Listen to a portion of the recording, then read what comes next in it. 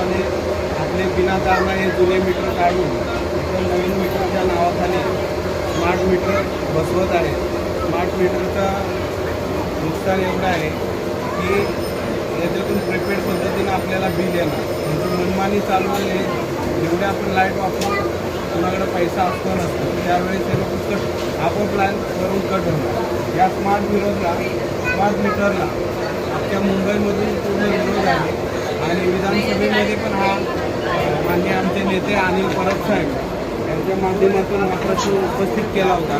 तेव्हा मुख्यमंत्र्यांनी आश्वासन दिलं होतं की सगळे जेवढे लागले ते मीटर बसवलेले मीटर काढून टाकण्यात येतील व इतर नवीन मीटर बसवणार नाही. पण हे लोक हे अधिकारी लोक कॉन्ट्रॅक्टरला कॉन्ट्रॅक्ट देऊन हे गपचूप आपल्या एरियामध्ये चालू आहे महाराष्ट्रामध्ये. तरी सर्व लोकांनी याचा विरोध करावा एवढी मी सगळ्यांना विनंती करतो आणि प्रत्येक नागरिकांनी जागरूक राहावं. जय हिंद, जय महाराष्ट्र.